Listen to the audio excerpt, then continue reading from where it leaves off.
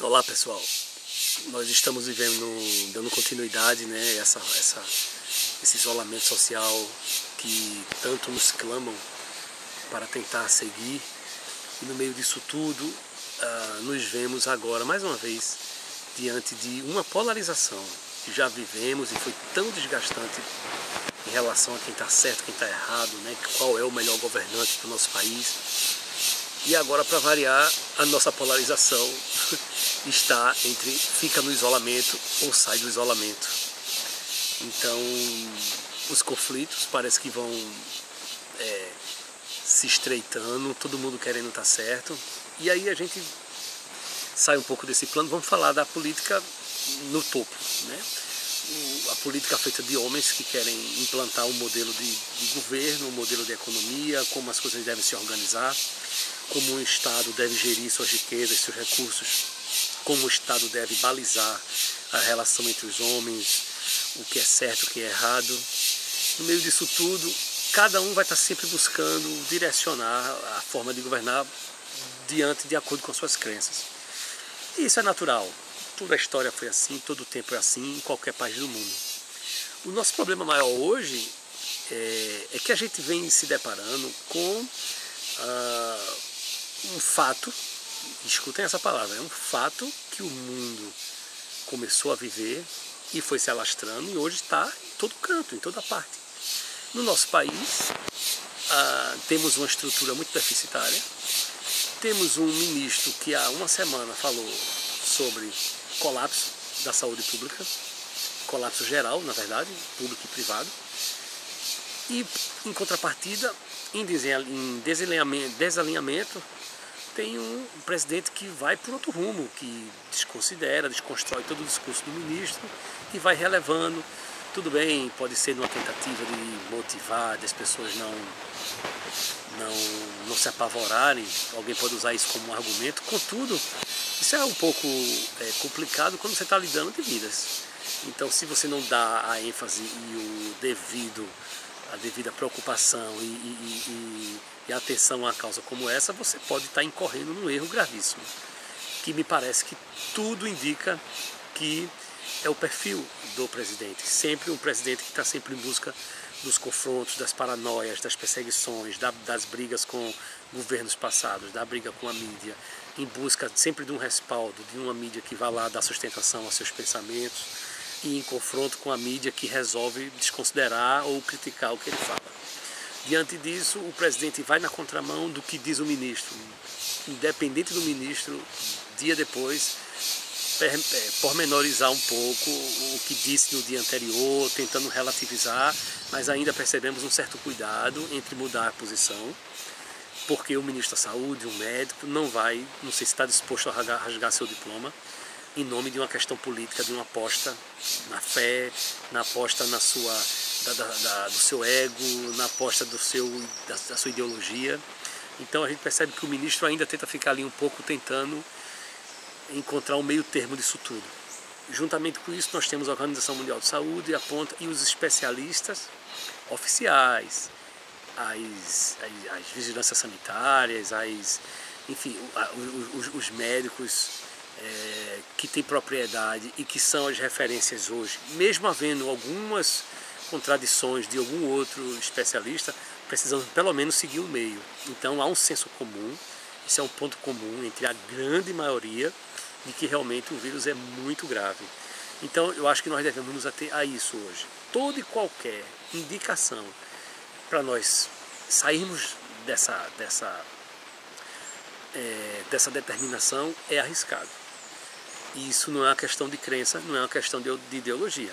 Eu estou falando de um posicionamento baseado em evidências frágeis de países que já estão esfacelados, vidas, centenas, milhares de vidas se perderam, e que tentam se identificar qual foi a causa ali, tentam relativizar se o lugar era frio, se não era, se tinha muitos idosos, se não tinham. Então tudo isso é um relativismo que ainda não encontra realmente assim, foi por isso está embasado, está determinado. Não, são indícios. E baseado nesses indícios, nós temos outras características no nosso país, que é uma saúde muito mais frágil, em um estado com com uma estrutura muito mais precária. Então, independente da particularidade de cada país, que já sofreu muito, só por aí nós já temos uma grande base para dizer que foi muito ruim. Quando a gente se remete à nossa realidade, não temos uma grande perspectiva, olhando a grosso modo. Então, por isso que eu digo, devemos pegar as evidências. A ideia do isolamento dos idosos, ela não tem um fundamento próprio e sólido, porque ela relativiza com alguns países que sofreram muito. Então, hoje é apenas um indício e, aparentemente, já soa muito perigoso, porque basta a gente olhar aqui as grandes referências das autoridades sanitárias não confirmam isso. A não ser que a gente agora vá apostar que todas essas pessoas que estão negando, estão recomendando ainda o isolamento social, a não ser que essas pessoas todas estejam sendo falaciosas e jogando contra o governo. Isso é uma expectativa, a gente pode ter isso como uma hipótese? Eu acho que não. Então, eu acredito que com toda a boa fé, que a grande maioria não acredita, eu também desconfio do nosso presidente, toda a insistência e a convocação de voltar ao normal, levar as crianças para a escola, nós não vamos ver muitos adeptos a isso. A gente vai ver apenas discursos de internet, pessoas tentando confrontar as outras e etc, quem está certo. E aí, numa hora dessa, a gente vai falar da economia. Quem é doido de falar que isso é bom para a economia? Todo mundo está preocupado também, todo mundo está tendo sua vida abalada. Mas a gente está falando simplesmente de uma peste que está aflorando aí no mundo e ainda não se sabe como combatê-la. Diante disso, isso por si só já seria mais do que suficiente para nós ficarmos realmente atentos e botarmos o pé no freio. Mas porque você não sabe o que é a necessidade, etc. Aí é onde entra, eu vou insistir que eu já falei em outros vídeos, onde está o Estado como todos os outros países do mundo fizeram? E chegaram junto de sua população. A gente não está falando aqui em dar nada, não. Mas cadê a mobilização do governo junto aos bancos para poder começar uma campanha e um processo de apoio e acolhimento ao empreendedor? A gente não está nem há 15 dias nisso, já tem gente querendo falar em falência, demitir dezenas, centenas de pessoas. Qual a razão disso? Isso também é muito estranho.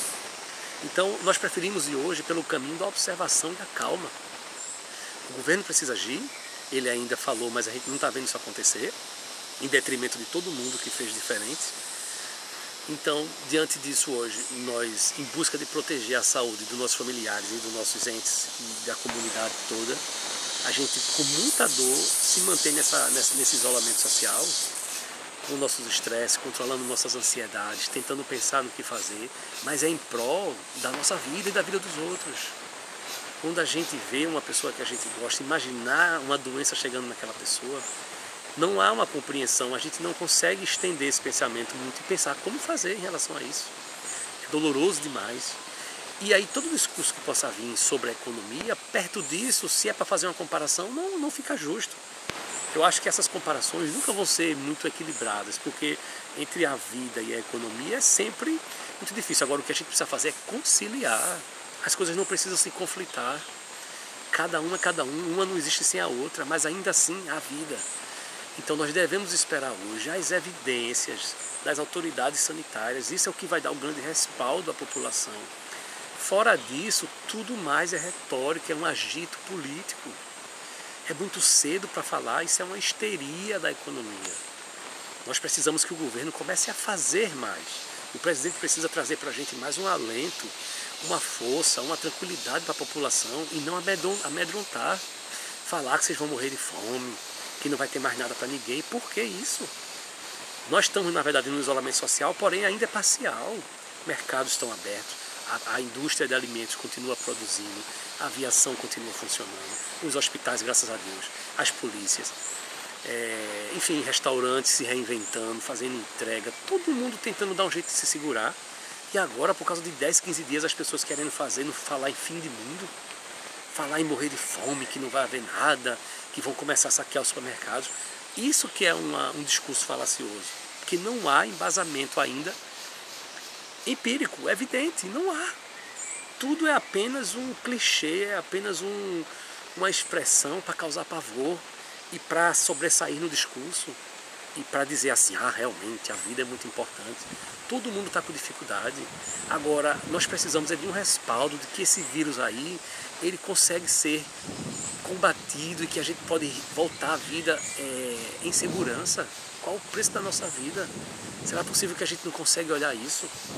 Então, o que a gente deseja seu presidente e seu ministro alinhem seus discursos e confiando, com todo respeito e com toda expectativa, que o ministro, por ser um médico, não vai rasgar o seu diploma, junto com as autoridades sanitárias, com os médicos infectologistas, com os cientistas, comecem a apontar para realmente um caminho plausível, em segurança.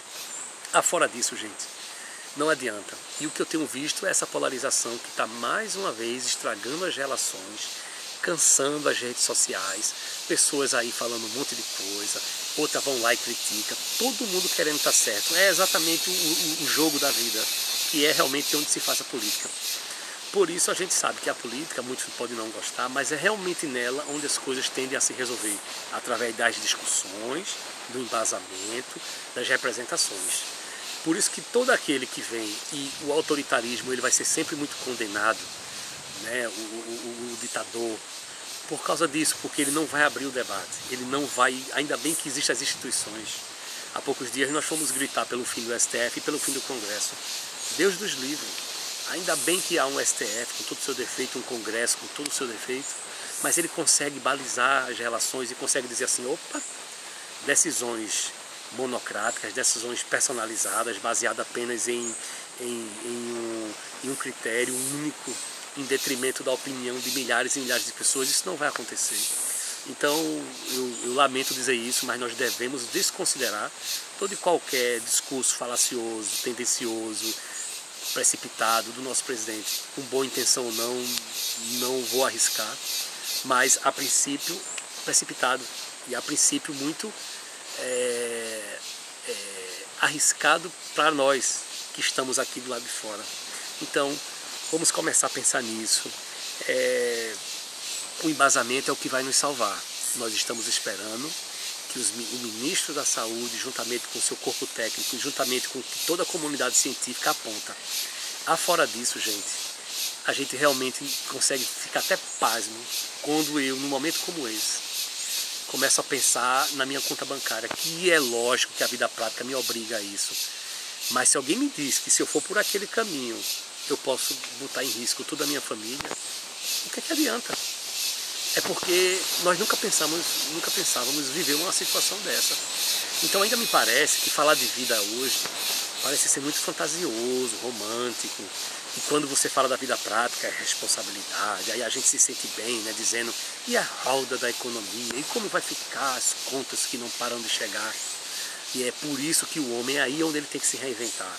E é por isso que esse dito Estado, tão criticado por liberais mais ortodoxos e presos a livros, né, que não vivem realmente a vida prática, agora vão precisar entender que o Estado tem sim recurso e tem a maneira de dizer para você assim, calma, nós estamos numa calamidade. Nós sabemos também que a sociedade ela vive, o Estado ele não tem uma riqueza própria, toda a riqueza vem da sociedade. Então é hora do Estado dizer assim, calma, vamos aqui retribuir, vamos equacionar para recuperar depois, e é nessa hora que entra o papel do Estado. Não é para dar nada não, gratuitamente não, é para através de uma gestão rígida, identificar quais pontos, ajudar as empresas, sempre se ajudou. Eu já falei isso em outros vídeos. Você imagina em qualquer momento da vida, se não tivesse acontecendo qualquer pandemia, se um banco desse qualquer, uma montadora, fala em falência, alguma coisa, o Estado vai lá e injeta dinheiro para que essa empresa não desabe. E o que é que está faltando para agir agora? Está preso num discurso ideológico, está preso numa pirraça para mostrar que está certo, que é um modelo de sociedade que tenta se implantar de qualquer jeito. E ainda numa hora dessa, numa catástrofe mundial, ainda se fica rígido com a fixação de uma ideia do Estado fazer de tal jeito, onde a maioria das pessoas estão precisando de ajuda. Então, não em detrimento da economia, não em implicância específica com o governo A, B ou C, mas enquanto a humanidade não entender que ela é a grande prioridade, ela tem que ser sustentável. E a gente sabe como fazer, basta você lembrar esse exemplo que eu dei agora. Num momento como esse, eu ouvi hoje o economista Eduardo Moreira falando, quando acabar toda essa crise, todo mundo vai estar com dificuldade, menos os bancos. Nada contra o sistema financeiro e etc. Mas por que esses sistemas que estão em superávit, não tem nenhuma via de canalização, de recursos que possa trazer para essa população respirar? Nós estamos falando de 10, 15 dias, eu não estou falando aqui de ficar 6 meses sem trabalhar, não. Nós estamos falando de esperar essa bendita curva sinalizar. Um cientista a qualquer momento desse pode de repente dizer assim, identificamos, vamos vacinar o pessoal. Então nós não temos sequer 10, 15 dias. O brasileiro ele não pode incorrer nessa responsabilidade e nessa coisa histérica e nessa coisa pronta de dizer, falar em falência, falar em demissões em massa com 10 dias porque fechou. E outra, não estamos falando de fechamento por completo. Tem países da Europa que estão, pessoas sendo multadas e sendo presas se botarem a cabeça para fora. Nós aqui estamos com praticamente grande parte do comércio ainda aberto. Não estamos com os grandes centros, com movimentação na rua exageradas e tal, mas temos produções essenciais funcionando, temos as polícias, temos a questão dos alimentos, como o pessoal disse, vai faltar alimentos. Vá no interior, a coisa está escoando, os mercados estão vendendo muito. Então, que história é essa de quebradeira geral? Há 10 dias falar isso? E se você está achando aí, que absurdo, ele está falando isso porque ele não é empreendedor. Também sou empreendedor, já fui várias vezes e hoje continuo sendo. Mas a dificuldade com saúde, com vida, a gente vai resolver. Não estou falando aqui de um recessozinho para a gente poder ir para a praia, passar 15 dias para poder relaxar e passear. Não, nós estamos falando da vida. Estamos falando de você liga a televisão e não adianta dizer, porque aquilo ali são fatos. Gostando ou não gostando daquela mídia, aquilo são fatos e não é fácil você saber que pessoas estão morrendo. E a grande falácia, inclusive já desmentida por médicos, especialistas sérios, não adianta a gente querer citar 2 ou 3 que foram controversos e citou diferente, já falam, a própria OMS fala que os idosos, entre aspas, fazem parte do grupo de risco, vírgula, porque tem idosos que são muito fortes, mas tem jovens que são muito frágeis, e os bebês e as crianças pequenas e etc. E a sociedade está tudo misturada. Como é que a gente pensa em isolar os idosos por completo? Como assim? E caso eles tenham alguma coisa, vão ficar lá abandonados, como está acontecendo em alguns países da Europa. Como vai ser essa logística? Quem vai cuidar deles, do idoso que está doente? As cuidadoras, os remédios vão ter que continuar chegando, a alimentação. Como é que é isso também? Como é que a sociedade agora vai se reorganizar numa logística para atender esses idosos? No fundo, né, vou até fazer um exagero, essa história de isolar os idosos também, de certa forma, é abandonar os idosos. E você pega uma pessoa e pronto, não vamos mais... Os idosos vão precisar de ajuda, os idosos têm seus cuidadores, remédios. Quem vai cuidar deles? Quem vai cuidar deles? Né? Então eles vão ficar no abandono. É isso que a gente quer? Vão se deprimir, vão se desesperar. Como é que é isso, gente? Então... é também uma sugestão foi muito arrumado, né? As pessoas estão tendendo a repetir, mas mais outra sugestão que não encontra embasamento. Por isso que eu digo, sem evidência nós não vamos mudar uma vírgula. Nós devemos seguir nossa vida, se protegendo, fazendo as nossas ações com cautela, uma padaria, um mercado, precisar ir no médico, uma coisa urgente, levar um médico para fazer um idoso para fazer uma hemodiálise da vida, um cuidador que ele precisa receber, isso não vai poder parar.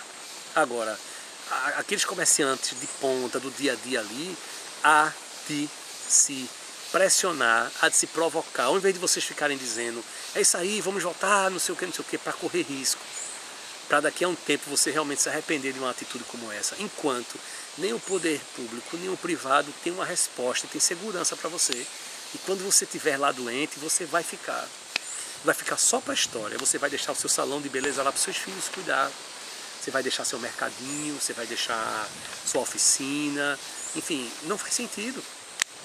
Precisamos de embasamento hoje, eu acho que nós devemos esperar um pouco.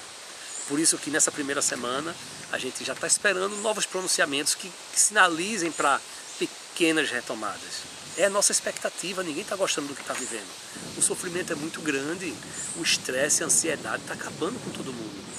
E para piorar agora, essa pirraça, essa picuinha do governo de vamos sair, e o outro pessoal dizendo não vamos sair. Então, estou fora desse posicionamento de governantes que não assumem a sua responsabilidade e que apenas vêm com um discurso para poder criar uma aposta, para poder criar uma vaidade sobre aquilo, onde não encontra respaldo nem base na sua própria equipe técnica. A não ser que através de uma ordem ele comece agora, né, o nosso ministro, a mudar de opinião, querer dizer, por outro lado, fica um pouco estranho, que há uma semana o texto dele era outro. Então nós devemos olhar o ministro, mas olhar o mundo, porque eu espero que ele não, digamos, mude da água para o vinho uma postura sem realmente fundamentar a sua decisão. Porque se for apenas por uma questão política, seria uma grande responsabilidade dele. Realmente, se ele é médico, eu não sei se ele fez esse juramento, onde é que ele fez, mas espero que ele esteja pensando na sua responsabilidade e na responsabilidade da vida das pessoas.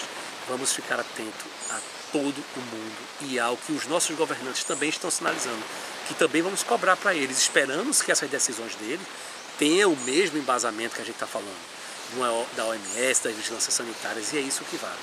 O principal, nós não fizemos o dever de casa para ter uma sociedade mais preparada, mais justa, para ter uma sociedade com menos desigualdade, para ter hospitais públicos com estrutura. E o Brasil não fez seu dever de casa, ainda mais diante do mundo. Manteve as fronteiras abertas, veio fechar já tarde demais. Aeroportos proibidos da vigilância sanitária fazer a barreira sanitária. Então tudo deixou-se correr solto. Não teve critérios, não teve cuidados. E os países que não fizeram um isolamento social, por outro lado, tão rígido, mas criaram as suas barreiras, a vigilância sanitária estavam nos aeroportos, as pessoas estavam sendo testadas, e todo um controle havia, todo um aparato, e aqui não. Infelizmente, a briga ideológica era superior, ela estava sempre prevalecida em cima de tudo. É isso, pessoal, a gente volta depois.